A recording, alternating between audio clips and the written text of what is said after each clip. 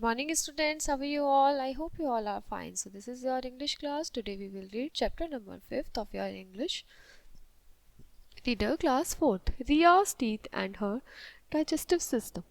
हम रिया के टीथ और उसके डाइजेस्टिव सिस्टम के बारे में यहाँ पढ़ेंगे और यही सेम आपके टीथ और आपका डाइजेस्टिव सिस्टम भी सबका बेटा सेम होता है. स्टार्टिंग टाइम आप मुझे बताइए कि you brush your teeth how many times in a day? Twice in a day at least. Polish my shoes daily?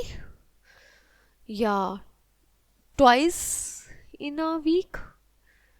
No, you can do thrice in a week also. I pair my nails once in a week.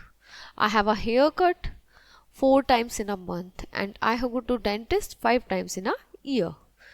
So बेटा आपको ये सब जरूर करना चाहिए. आपको dentist पे भी जरूर जाना चाहिए. Shoes polish, pare nails and hair cut और ब्रश टीथ, ये सब जरूर करना चाहिए अकॉर्डिंगली जिसमें जितना उसको करना है रेगुलर टाइम में. वो रिया इज 6 ईयर ओल्ड. कितने साल की है वो? 6 साल की. She took a bite of an apple out cave in a front tooth. उसने एक बाइट ली एप्पल की और उसका फ्रंट टूथ बाहर आ गया और वो टूट गया. Will get Riya get a new tooth? क्या उसका नया दांत आएगा? When Ria was born, she did not have any teeth. जब वो born हुई थी तो उसके कोई टीथ नहीं थे. They were formed but were hidden in the gums. वो थे but gums में छुपे हुए थे. These teeth started coming out when she was around 6 months old. जब वो 6 महीने की थी तब वो आना शुरू हुए. When Ria was about 2.5 years old, जब वो 2.5 साल की थी तो उसके 20 दांत आ गए. 10 इन अपर जॉ और 10 इन लोअर जॉ. पर ये सब हमारे क्या थे? टेम्परेरी दांत या मिल्क के दांत, दूध के दांत जिसे बोलते हैं. और इनको टेम्परेरी इसलिए बोलते हैं क्योंकि ये गिरने लगते हैं जब बच्चा 6 साल का होता है ना बच्चा? ये सब आपके साथ भी हुआ सेम टू सेम जो रिया के साथ हो रहा है. Another set of teeth take the place of milk teeth. और फिर दूसरे दांतों ने मिल्क टीथ का जगह ले ली. उनको बोलते हैं परमानेंट टीथ. वो हमारे लास्ट टाइम तक, शॉर्ट मतलब वो हमारे परमानेंट रहते हैं लॉन्ग टाइम तक. परमानेंट टीथ बेटा हमारे कितने होते हैं? 32. 16 in upper jaw and 16 in lower jaw. Teeth हमें क्या हेल्प करते हैं? स्पीक करने में और लुक गुड अच्छा दिखने में. Face the mirror and open your mouth. Look at your teeth. क्या सारे टीथ बराबर है? नहीं. शेप साइज नो, सब डिफरेंट है, शेप्स डिफरेंट है. Types of teeth. The sharp flat teeth in the front are for biting and cutting. जो sharp flat teeth है आगे वो हमारे बाइटिंग और कटिंग के लिए है. उनको बोलते हैं इंसिसर्स. उनके वो कितने हैं हमारे? 4 in each jaw. On each side of incisors के बगल में हमारे पॉइंटेड टीथ है. उनको बोलते हैं कैनाइन. ठीक है. और वो क्या है? टीयर करने के लिए होते हैं teeth. On each side after the canine there are 2 flat broad teeth. Flat broad teeth होते हैं, उनको बोलते हैं प्रीमोलर्स. वो क्या करने के लिए? ग्राइंड करने के लिए, फूड को बिल्कुल पीसने के लिए च्यू करते हैं और ग्राइंड करते हैं, फूड को पेस्ट में बनाते हैं. फिर वो पेस्ट हमारे अंदर जाता है. Next to premolars. प्रीमोलर्स के आगे जो वो होते हैं हमारे, प्रीमोलर्स के बाद वो हमारे होते हैं मोलर्स जो साइड में होते हैं जॉ के.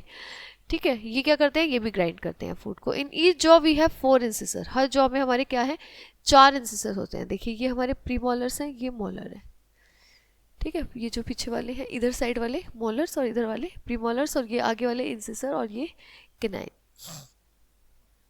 Next to premolar there are molars. Premolars के बाद में मोलर्स होते हैं हर जॉ में जो ग्राइंड करते हैं फूड को. In each jaw we have 4 incisor, 2 canines, 4 premolars and 6 molars. ठीक है. हमारे हर जॉ में क्या होते हैं? 4 इंसिसर्स होते हैं, 2 कैनाइन्स, 4 प्रीमोलर्स और 6 मोलर्स. ये सब हमारे टीथ हैं.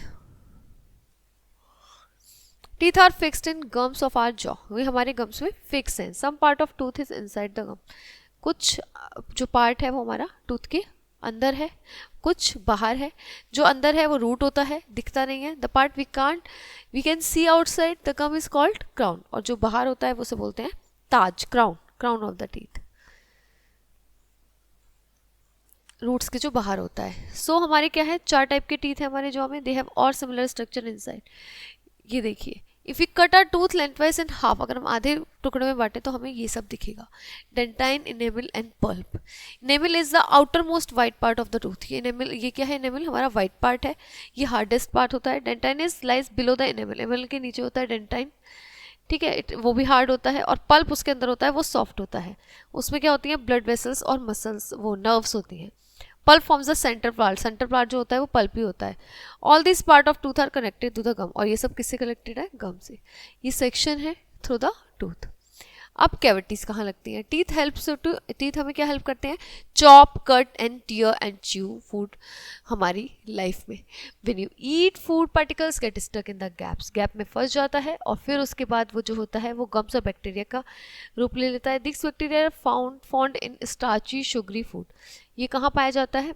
स्टार्ची और शुगरी फूड में। They grow on the food particles and produce a substance called acid, ये हमारा जो है ये ग्रो करता है फूड पार्टिकल्स में और फूड सब्सटेंस में, उसको बोलते हैं एसिड। एसिड जो होता है वो हमारा eat into enamel and causes a cavity, और ये क्या करता है? कैविटी कर देता है।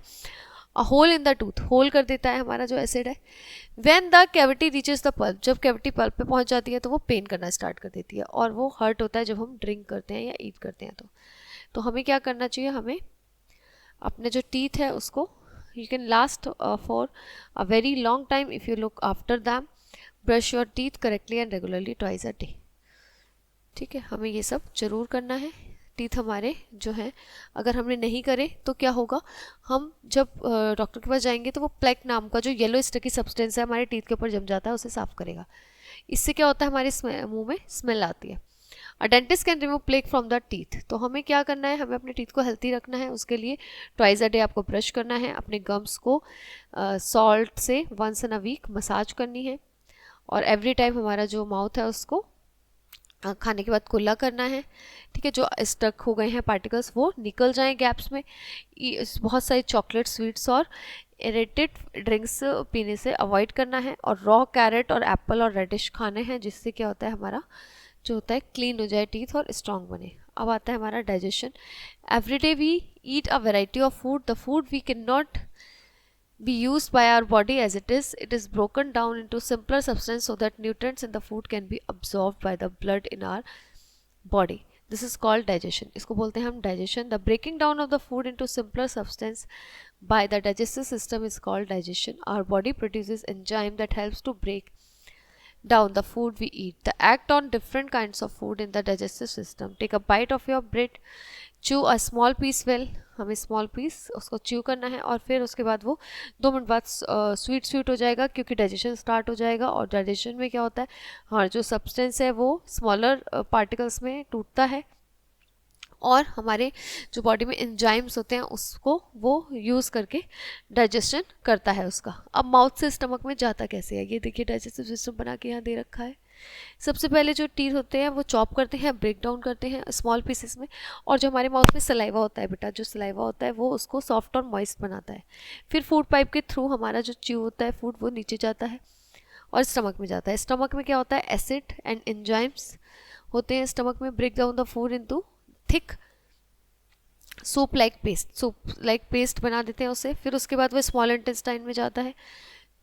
The nutrients are absorb through the walls of the small intestine, उसके जो न्यूट्रिएंट्स एब्जॉर्ब कर लेती है, and blood throwing through its wall, जो ब्लड थ्रू हो रहा होता है उसके through.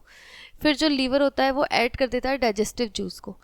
Digestive juice that break down the fat into simpler form, fat जो होता है वो सिंपलर फॉर्म में उसको वो कर देता है ब्रेक डाउन। मोर एंजाइम्स उसमें ऐड किए जाते हैं और डाइजेशन कंप्लीट हो जाता है। फिर उसके बाद large intestine, food that is not digested in small intestine, जो स्मॉल इंटेस्टाइन में डाइजेस्ट नहीं होता वो लार्ज इंटेस्टाइन में चला जाता है, और फिर वो जो होता है हमारी बॉडी में एनस के थ्रू नीचे निकल जाता है।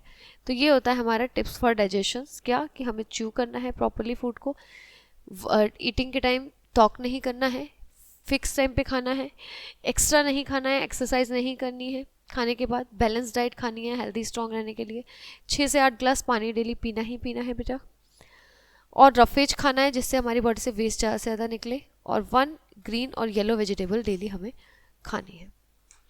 ठीक है, तो ये था हमारा टीथ एंड डाइजेस्टिव सिस्टम और टीथ के बारे में हमने पढ़ा। तो अब आपको बेटा अपने डाइजेस्टिव सिस्टम और टीथ का ध्यान रखना है बहुत ज़्यादा। ठीक है, so this chapter is over here. Now we'll see you in the next class with a new chapter. तब तक के लिए bye bye, have a nice day students, bye.